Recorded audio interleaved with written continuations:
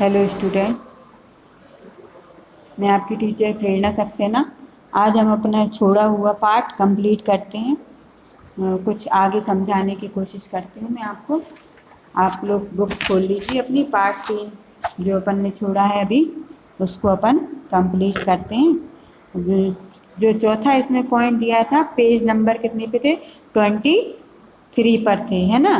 23 पर थे, तो अपन वो 23 पेज निकालेंगे और उसमें दिया है 4th नंबर का पॉइंट, प्रबल तथा अम्ल दुर्बल अम्ल।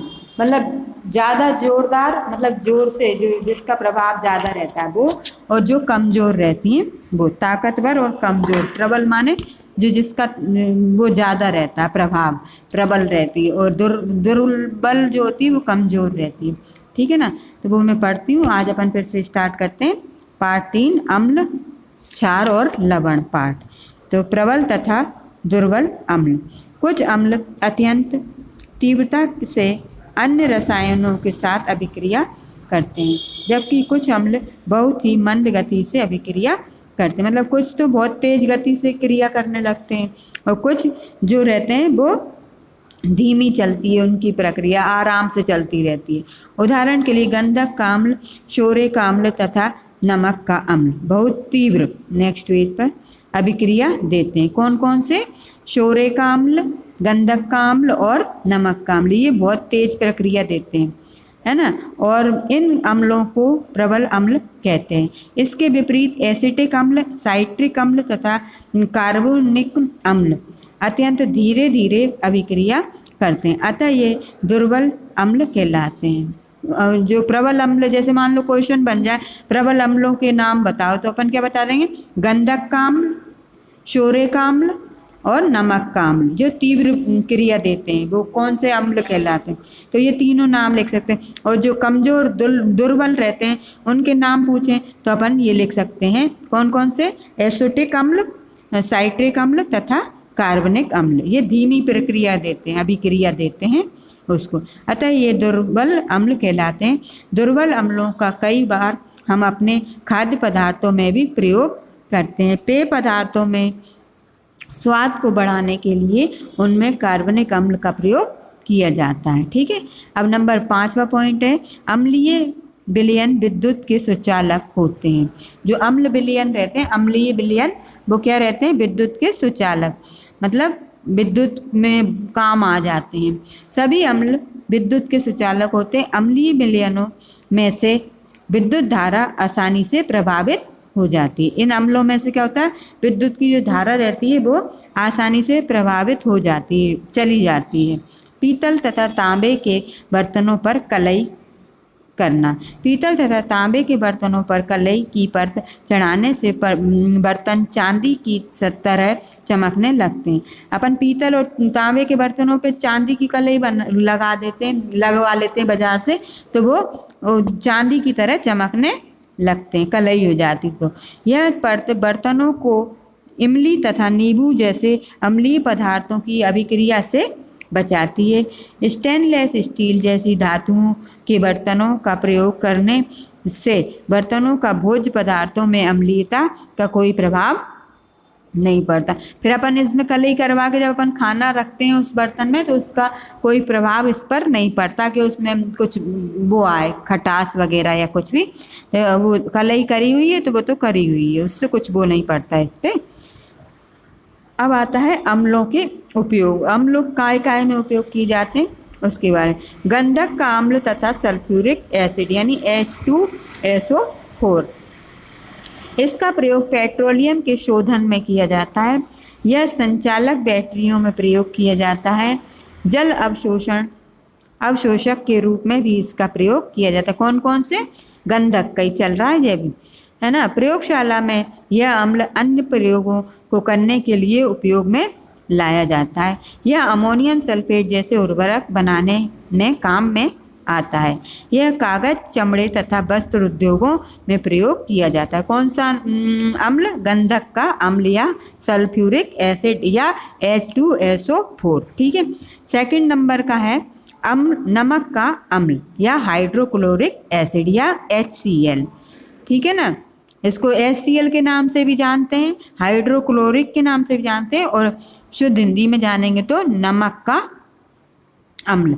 यह वस्त्र उद्योग में यह विरंजक की क्रिया में काम आता है। साधारण नमक के शोधन में इसका उपयोग किया जाता है। इसका प्रयोग ग्लूकोज के मांड निकालने में भी किया जाता है। यह प्रयोगशाला में कई प्रयोग करने के लिए भी काम में आता है। यह विभिन्न क्रियाओं में प्रयुक्त किए जाने वाले क्लोराइड बनाने में भी काम में आता है। कौन सा? नमक का अम्ल या हाइड्रोक्लोरिक अम्ल या HCl। ठीक है। इसके बाद आते हैं अपन अम्लीयता। आश्चर्यजनक बात यह है कि हमारे आमाशय में पाए जाने वाला नमक या अम्ल भोजन के पाचन में सहायता करता है। आमाशय में जो नमक पाया जाता है या अम्ल पाया जाता है वो भोजन के पचाने में सहायता करता है। इसकी कमी से पाचन संबंधी कई रोग उत्पन्न हो जाते हैं तथा इसकी अधिकता से आमाशय की दीवार को हानि पहुंचती है। अधिक मिर्च, मसाले, गर्म भोजन आदि खाने तथा चिंता या तनाव के कारण हमारे शरीर में अम्ल की अधिकता हो जाती है। इसे अम्लीयता कहते हैं। अम्लीयता किसे कहते हैं? तो इसका जो प्रश्न इसमें से ये प्रश्न वो तो पाठ में आएंगे, वो अलग है। इसमें से बनते जा रहे हैं छोटे छोटे, कोई पूछ ले अपन से तो अपन बता सकते हैं कि अम्लीयता किसे कहते हैं। तो किसे कहते हैं? अधिक मिर्च, मसाले, गर्म भोजन आदि खाने तथा चिंता या तनाव के कारण हमारे शरीर में अम्ल की अधिकता हो जाती है, जिससे अम्लीयता कहते हैं। अम्लीयता के आधार के लिए एल्युमिनियम हाइड्रोक्साइड AiAl कोष्टक में दिया OH3 ब्रैकेट बंद, या मैग्नीशियम हाइड्रोक्साइड MgO क्या दिया? MgOH3। ठीक है, छोटे कोष्टक में, फिर बड़े कोष्टक लास्ट में लगा हुआ बंद किया है। आदि पदार्थों के घोल तथा गोलियों का प्रयोग किया जाता है। ये गोलियां एंटी एसिड कहलाती हैं। अम्लीयता का कुपाचन से राहत पाने के लिए भी प्रयोग किया जाता है। कुछ एंटी एसिड में सोडियम हाइड्रोजन कार्बोनेट होते हैं। ये हमारे आमाशय में विद्यमान नमक के अम्ल की शक्ति को कम करके हमें अम्लीयता से छुटकारा दिलाते हैं। ठीक है। अब आता है क्षारक तथा क्षार। परियोजना 5 के अंतर्गत धातु तथा ऑक्सीजन की अभिक्रिया से बनने वाले ऑक्साइड के विषय में बताया गया है। लिटमस पेपर का लाल रंग से नीले रंग में परिवर्तन होना उसके क्षारीय गुण को दर्शाता है। जो लिटमस पेपर होता है उस पेपर का रंग लाल से नीला हो जाना क्षारीय गुण को दर्शाता या बताता है। मैग्नीशियम एवं अन्य बहुत सी धातुओं के ऑक्साइड जल में घुलकर अपनी अपनी धातुओं के ऑक्साइड बनाते हैं।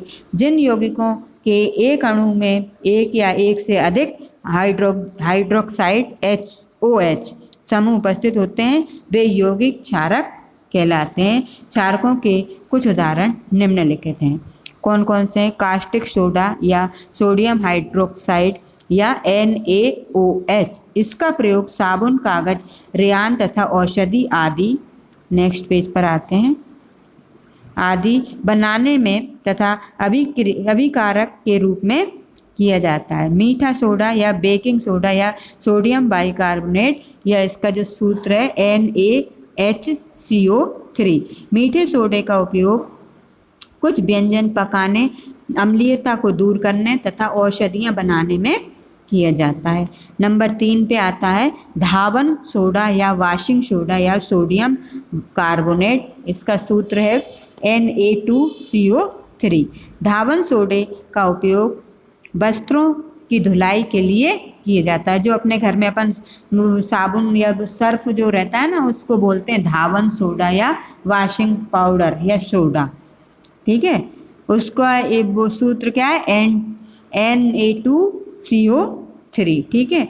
अगला है चूने का पानी या कैल्शियम हाइड्रोक्साइड या CaOH2। इसका प्रयोग कार्बन डाइऑक्साइड गैस की उपस्थिति की जांच करने, अम्लीय विषाक्तता को दूर करने, विरंजक चूर्ण बनाने तथा सफेदी करने में किया जाता है। नंबर 5 है कास्टिक पोटाश या पोटेशियम हाइड्रोक्साइड या KOH। इसका उपयोग उर्वरक, रंग, नहाने के साबुन, पीड़कनाशी तथा विस्फोटक आदि के निर्माण में किया जाता है। ठीक है ना। अब आता है 6 नंबर का पॉइंट, अनबुझा चूना या कैल्शियम ऑक्साइड या CaO। वे हाइड्रोक्साइड जो जल में विलय होते हैं, मतलब घुल जाते हैं, क्षार कहलाते हैं। उदाहरण के लिए कैल्शियम, पोटेशियम, सोडियम तथा कुछ अन्य धातुओं के ऑक्साइड हाइड्रोक्साइड जो को क्षार कहते हैं। क्षार शब्द अरबी भाषा से लिया गया है, जिसका अर्थ होता है एशेज, अर्थात जो अम्लों के साथ अभिक्रिया करे। सभी क्षारक होते हैं, परंतु सभी क्षारक क्षार नहीं होते। सभी क्षार क्षारक होते हैं, लेकिन सभी क्षारक क्षार नहीं होते। कुछ उदाहरण दिए हैं इसमें, वो पढ़ती हूँ। पहला दिया है सोडियम ऑक्साइड यानी Na2O प्लस H2O बनेगा क्या अपना 2NaOH, मतलब सोडियम ऑक्साइड प्लस जल बना क्या अपना सोडियम हाइड्रोक्साइड। सेकंड नंबर पे है K2O potassium hydroxide plus H2O जल से क्रिया करके बना रहे हैं, तो क्या बन रहा है 2KOH पोटेशियम हाइड्रोक्साइड। इसके बाद थर्ड नंबर पे CaO calcium oxide plus H2O यानी जल प्लस बनेगा क्या CaOH2 कैल्शियम हाइड्रोक्साइड। अब आते हैं क्षारकों के गुण। क्षारक नामक यौगिकों में एक या एक से अधिक हाइड्रोक्साइड OH समूह होते हैं। नंबर 2 क्षारक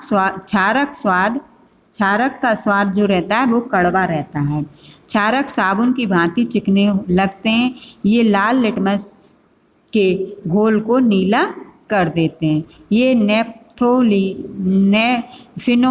फिनोल्फथेलीन को गुलाबी तथा मिथॉल ऑरेंज को पीला बना देते हैं। Next page